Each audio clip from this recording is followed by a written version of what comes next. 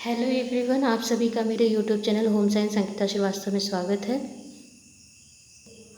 Student, आज हम NTA UGC NET के फर्स्ट पेपर का सिलेबस डिस्कस हमने पहले वीडियो में कर लिया है। आज हम स्टार्ट कर देंगे सिलेबस। हमारा फर्स्ट यूनिट है शिक्षण अभिव्यक्ति। देखिए आप ध्यान से। और फर्स्ट यूनिट में हमको टोटल 6 टॉपिक पढ़ने हैं। सबसे पहला टॉपिक हमारा है शिक्षण।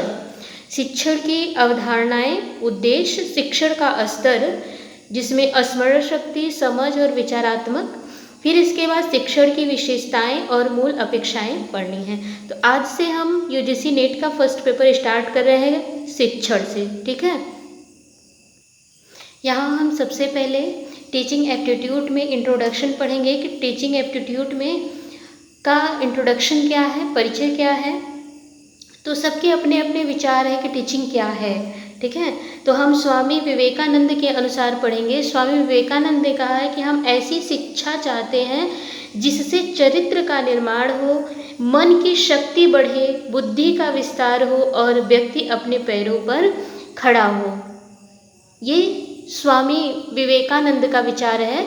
किसके संदर्भ में? तो शिक्षण के संबंध में। कैसा शिक्षा होना चाहिए, कैसी शिक्षण व्यवस्था होनी चाहिए, ये तो स्वामीनाथन ने क्या कहा कि शिक्षा ऐसी हो जो चरित्र का निर्माण कर सके, मन की शक्ति बढ़ाए, बुद्धि का विस्तार करे और व्यक्ति अपने पैरों पर खड़ा हो सके। ऐसी शिक्षा व्यवस्था होनी चाहिए।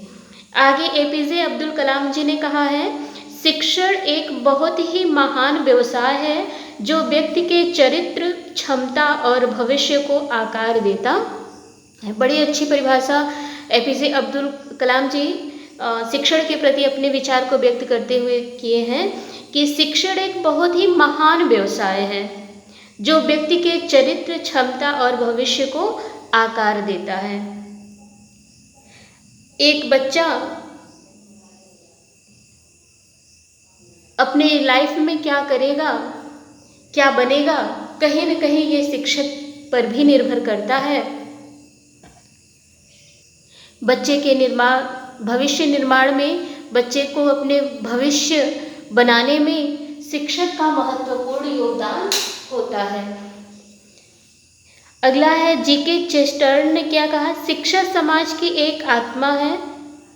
शिक्षा समाज की एक आत्मा की भांति है जो एक पीढ़ी से दूसरी पीढ़ी तक जाती है।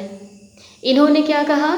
इन्होंने कहा कि शिक्षा समाज की एक आत्मा है। समाज की क्या है? आत्मा है जो एक पीढ़ी से दूसरी पीढ़ी में जाती है, ठीक है। इस तरह से शिक्षा क्या है इसके और उसका महत्व क्या है, होनी कैसी चाहिए, इसके संबंध में कुछ विद्वानों के अपने विचार रहे हैं, ठीक है। और यहाँ बताया गया कि एक शिक्षक राष्ट्र का निर्माण करता होता है। राष्ट्र के उचित विकास के लिए अच्छे शिक्षकों की आवश्यकता होती है देश को। और यहाँ आप देखिएगा नई शिक्षा नीति के विषय में बताया गया है, ठीक है। इस तरह से आप इसको थोड़ा सा पढ़ लीजिए। यहाँ थोड़ा सा ध्यान दीजिएगा, ये क्वेश्चन आया हुआ है कि नई शिक्षा नीति 2020 की का उद्देश्य क्या है। तो यहाँ से देखिएगा, नई शिक्षा नीति 2020 का उद्देश्य 2030 तक कार्यसूची के सतत विकास का लक्ष्य 4 में परिलक्षित वैश्विक शिक्षा विकास कार्यसूची, समावेशी और समान गुणवत्ता वाली शिक्षा सुनिश्चित करना और 2030 तक सभी के लिए आजीवन अधिगम के अवसरों को बढ़ावा देना है। ये पूछा हुआ प्रश्न है कि, ठीक है। तो नई शिक्षा नीति 2020 का ये उद्देश्य है, ठीक।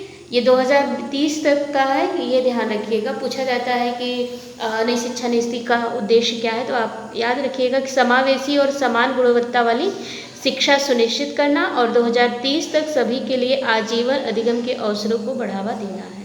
इसको थोड़ा सा देख लीजिएगा।